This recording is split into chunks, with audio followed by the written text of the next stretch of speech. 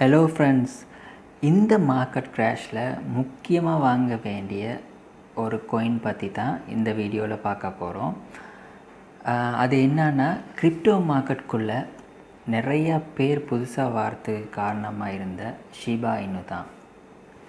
இந்த டோக்கன் நிறைய சாதனைகளை பண்ணிவிட்டு, ஆனால் இது எப்போ $1 சென்ட் போகும்னு எல்லாருமே எதிர்பார்த்துக்கிட்டு இருக்கிறோம். ஆனால் இந்த ஷிபா இனு டோக்கன் $1 சென்ட் போகுமா அப்படின்னு எனக்கும் டவுட்டாக தான் இருந்தது. ஒரு கொயினோ இல்லைன்னா டோக்கனோ தொடர்ந்து அப் ட்ரெண்ட்லேயே இருக்கணும்னா அதோட சப்போர்ட் ப்ரைஸை நாங்கள் பார்க்கணும். அது சப்போர்ட் ப்ரைஸ் ஸ்ட்ராங்காக இருந்தால் மட்டும்தான் அது அப் ட்ரெண்ட்லேயே போகும். இல்லைன்னா இந்த டோக்கனோ காயினோ ஃபுல்லாக டவுன் ட்ரெண்டில் மாறி போகிறதுக்கு கூட சான்சஸ் இருக்குது. ஷிபா இனுவோட சார்ட்டை பார்த்தா அது பைனான்ஸில் லிஸ்ட் பண்ணுறதுக்கு முதல்ல இலான் மஸ்க் ட்வீட் போட முதல்ல சும்மா ஒரு மீம் டோக்கன் அப்படி இருந்தது. அது பெருசாக யாருக்குமே தெரியல. பைனான்ஸில் லிஸ்ட் ஆன பிறகு பார்த்தா ஒரு பெரிய ஹோல் டைம் ஐ ஒன்று செட் பண்ணுது. ஏற்கனவே இருந்த ப்ரைஸ்லேருந்து பெரிய ஹோல் டைம் ஐ ஒன்று செட் பண்ணுது. அது எவ்வளவுக்கு போனதுன்னா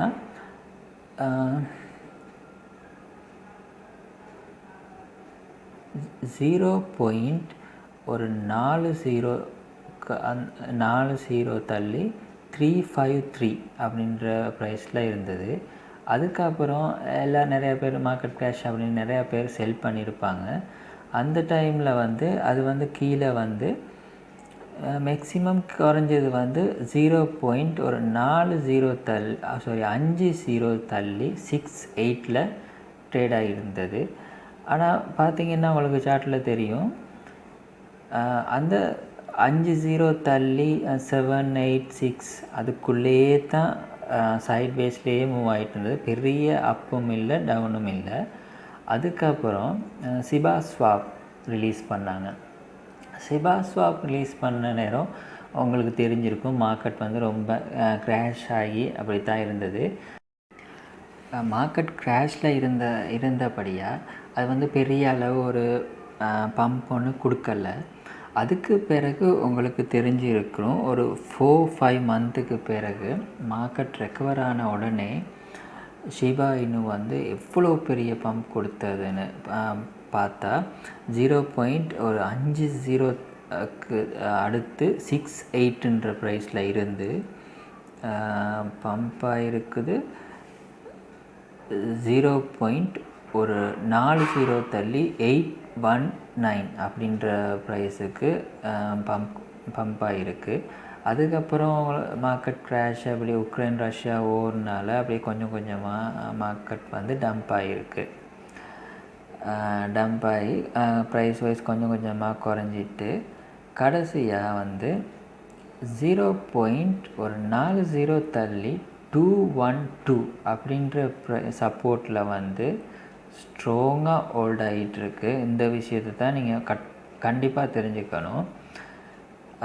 இது இதுக்கு கீழே வருமானது எனக்கு தெரியலை. ஏன்னா இதுக்குள்ளேயே தான் சைட்வேஸ் இந்த இதுக்குள்ளே 0.40 தள்ளி 2ல் இருந்து 0.40 தள்ளி ஒரு 1 அதுக்குள்ளே தான் 0.40 தள்ளி 2 அதுக்குள்ளே தான் இது சைட்வேஸ் ஆகிட்டு இருந்து மறுபடியும் இப்போ நான் இவ்வளோ தூரம் அதை ஏன் சொல்கிறேன்னா, இப்போது ரீசெண்டாக ராபின்ஹுட் எக்ஸ்சேஞ்சில் ரிஸ்க் பண்ணாங்க. அதுக்கான பம்ப் இன்னுமே வரலை. அதுக்கான பம்ப் கட்டாயமாக வரும். ஏன்னா அது ஒரு ட்ரஸ்ட்ஃபுல்லான ஒரு பெரிய ஒரு எக்ஸ்சேஞ்ச்.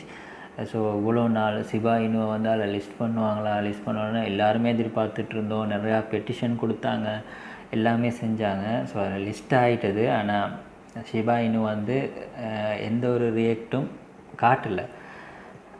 ஸோ அதான் சொல்கிறேன், இப்போ ஸ்ட்ராங் சப்போர்ட்டில் தான் இருக்குது. இதிலிருந்து ஒரு இன்னொரு பெரிய ஆல் டைம் ஐ ஒன்று செட் பண்ணுறதுக்கு சான்ஸ் இருக்குது நான் நினைக்கிறேன். ஒரு 10 கட் ஆகிறதுக்கு உடனே மார்க்கெட் ரெக்கவர் ஆனோடனே 10 கட் ஆகிறதுக்கு சான்ஸ் இருக்குது. அதுக்கு 20 கூட கட் பண்ணலாம், பட் 10 மேக்ஸிமம் எதிர்பார்ப்போம். செகண்டாக வந்து இதோட சப்ளை பற்றி பார்த்தா இது வந்து ஒரு பெரிய அளவு சப்ளைன்னு நான் சொல்ல மாட்டேன். ஏன்னா இப்போ வர டோக்கன்ஸ் எல்லாம் குவாட்ரில்லியன், செக்ஸ்டிலியன் அப்படி கொடுத்துட்ருக்காங்க. பட் இது வந்து 1 குவாட்ரில்லியன் தான் கொடுத்தாங்க. அதுலேயும் சப்ளை ரெடியூஸ் பண்ணி 50% மேலேயே ரெடியூஸ் பண்ணிட்டாங்க. ஆனால் பட் இப்போயும் வந்து நிறையா பேர்ன் ஈவெண்ட் வந்து பண்ணிகிட்ருக்குறாங்க. இது ரொம்பவே நல்ல விஷயம். அது மட்டும் இல்லாமல் அடுத்து வந்து வேல்ஸ் எல்லாம் $1 மில்லியன் இதை வந்து ஷிபா இனுவை பை பண்ணி ஹோல்டு பண்ணிட்டுருக்குறாங்க. ஸோ இது வந்து ஒரு நல்ல ஒரு ப்ரைஸ் அப் கொடுக்கறதுக்கு வழிவகுக்கும்னு நினைக்கிறேன். பெரிய வேல்ஸ் எல்லாம் ஒரு காயின்லேயோ டோக்கன்லேயோ என்ட்ரி ஆகுறாங்க அப்படின்னா அவங்க வந்து ரொம்பவே அனலைஸ் பண்ணி பார்த்துட்டு அது ஓகே அது வந்து தொடர்ந்து அப் ட்ரெண்டில் இருக்குது அப்படின்னு தெரிஞ்சால் மட்டும்தான் அவங்க இன்வெஸ்ட் பண்ணுவாங்க. ஏன்னா அவங்க $1 மில்லியன் வந்து யாருமே சும்மா ஒரு ப்ராஜெக்டில் போட்டோ இல்லைன்னா லோஸ்ட் பண்ணிக்கோ விரும்ப மாட்டாங்க. அப்படி பார்த்தா இது வந்து ஷிபா இனுவோட நிறையா வேல்ஸ் வந்து இன்வெஸ்ட் பண்ணுறதுனால இது வந்து ஒரு நல்ல ப்ராஜெக்ட். இது வந்து அப் ட்ரெண்டில் தான், அந்த ப்ரைஸ் வைஸ் பார்த்தா அப் ட்ரெண்டில் தான் இருக்குன்றத நாங்களும் கொஞ்சம் கன்ஃபார்ம் பண்ணிக்கலாம். ஸோ என்னென்னா ஃப்ரெண்ட்ஸ், எல்லாருமே நினைப்போம் ஷிபா இனுவை வந்து நாங்கள் வந்து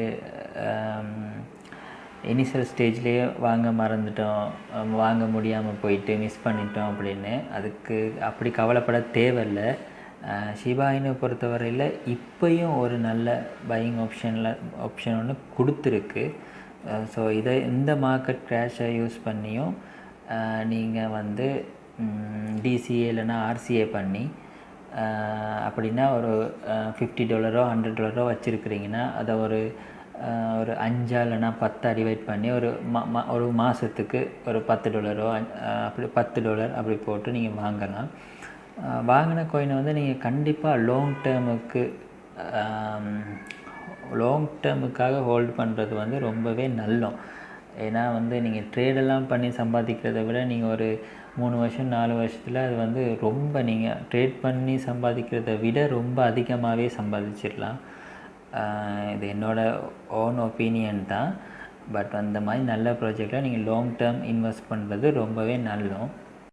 ஷிபா இனு பை பண்ணுறதுக்கு பெஸ்ட் எக்ஸ்சேஞ்ச்னால் அது வந்து பைனான்ஸ் தான். பைனான்ஸில் நீங்கள் ஷிபா இனுவை பை பண்ணி லாங் டேர்முக்காக ஹோல்டு பண்ணுறீங்கன்னா அதை வந்து நீங்கள் ஸ்டேக்லேயும் போட்டு வைக்கலாம். ஸ்டேக்கில் போட்டு வச்சா அவங்களுக்கு இன்ட்ரெஸ்ட்டும் கொடுப்பாங்க, சேஃப் அண்ட் செக்யூராகவும் இருக்கும் பைனான்ஸ். ஸோ அது ஒரு நல்ல ஒரு ஆப்ஷனாக இருக்கும்னு நான் நினைக்கிறேன். பைனான்ஸ் அக்கௌண்ட் இல்லாதவங்க இந்தியாவில் எல்லாம் இப்போ லோக்கல் எக்ஸ்சேஞ்ச் எல்லாம் வந்து இப்போ வந்து டிபாசிட் ஆப்ஷன் எல்லாம் எடுத்துட்டாங்க. ஸோ தமிழ்நாட்டு கிரிப்டோ யூசர்ஸ்க்கு வந்து கொஞ்சமே ஒரு கஷ்டமான காலம், இதெல்லாம் மாறிடும். பட் நீங்கள் இப்போ கூட நீங்கள் இன்டர்நேஷ்னல் குளோபல் எக்ஸ்சேஞ்சஸ் வந்து யூஸ் பண்ணலாம். அதில் பைனான்ஸ் வந்து பெஸ்ட். அதில் வந்து நீங்கள் வந்து ஷிபா இனுவை பை பண்ணி ஸ்டேக்கும் போட்டுக்கலாம். ஸோ ஷிபா இனு இன்னும் பை பண்ணணும்னு நினைக்கிறவங்க அவங்க வந்து பைனான்ஸில் பை பண்ணிருக்கீங்க.